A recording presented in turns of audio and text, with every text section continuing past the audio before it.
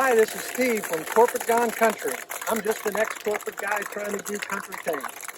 And the country thing that we're trying to do today is we're going to fix a sprinkler head. I think you'll agree it needs some attention.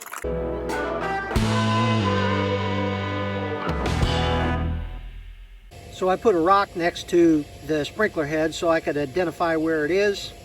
I'm going to dig it up, try to unscrew it, go to the hardware store, get a replacement, come back and screw it back in. So I'm just going to dig in a circle around this sprinkler head. I'm just going to do it with a hand trowel. That way I won't mess up the piping or any of the connections that are coming into the sprinkler head. I'm going to start about 3 to 4 inches away from the sprinkler and see what happens.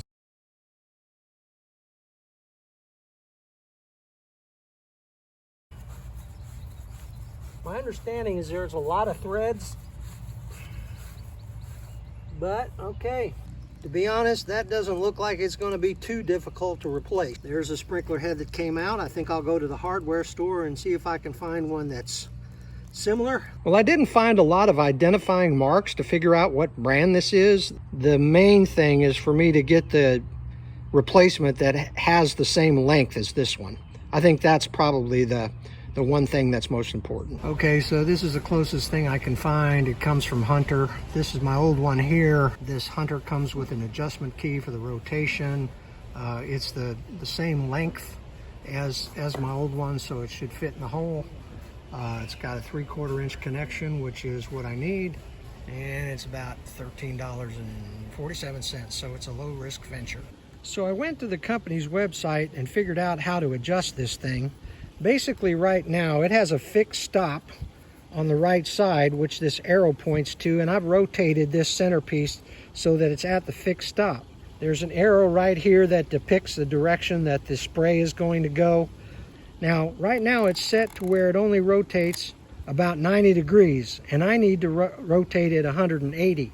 So I'm going to put my tool in that slot and I'm going to turn it in the clockwise direction, one turn, and let's see how that does for our adjustment. So get that in there, let it catch. There's 180, there's 360. Now I'm fully over at the right hand side. I turn this and I'm right at 180 degrees. Now the other consideration that I have to make here is that when I screw this in, I'm going to want this arrow right here pointing in the direction that I want the arc to start.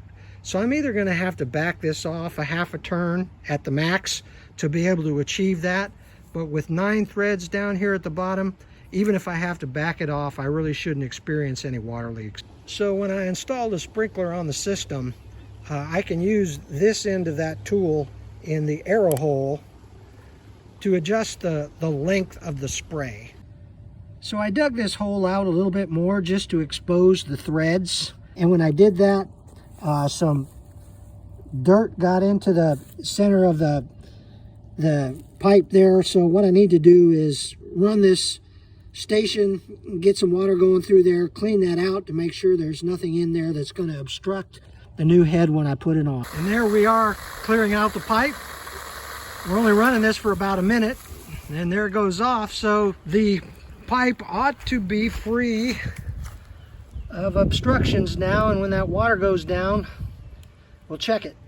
And now that pipe is clear of any of obstructions, so we'll just make sure that the threads are clean and we'll put the new head on. So we'll simply put the new head down into the hole and see if we can't get the threads to catch. There they go, first try. And then we'll just turn this until it becomes snug, and hopefully we can orient that arrow in the right direction. Right now, that's about as tight as I can get it, and the arrow is pointing that way, and I want it to point this way. So I'm just going to back off about 1/4 of a turn here, and that's exactly where I want it. So I'm going to run this and see what it does, see if there's a bunch of water coming out of the bottom or if it all comes out the sprinkler head. Okay, so here's a shot of the sprinkler going, and that water in the bottom of the hole really isn't growing, so I don't think I have a leak down there. I'm going want to say it's got a radius of about 20 feet or so. So I'm going to cut that down a little bit. And the way I'll do that is I'll just turn this a couple of turns to the right. And actually, that adjusted it more. So I'll turn it back half a turn.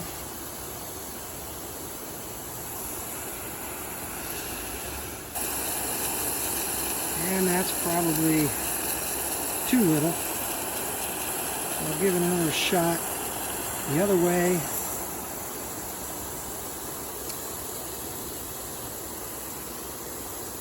And that's just about right. So this does work.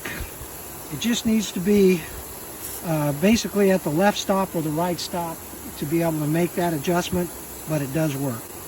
And I am getting water in the hole, but that's coming from the sprinkler itself and not from any leaks in the bottom. So when this stops, I'll go ahead and fill up the hole back with dirt and test it out once more to make sure that it goes underneath the level of the soil. So we managed to put dirt around the sprinkler head.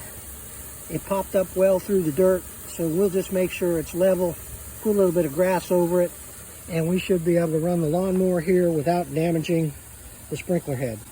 So I think we have a successful installation.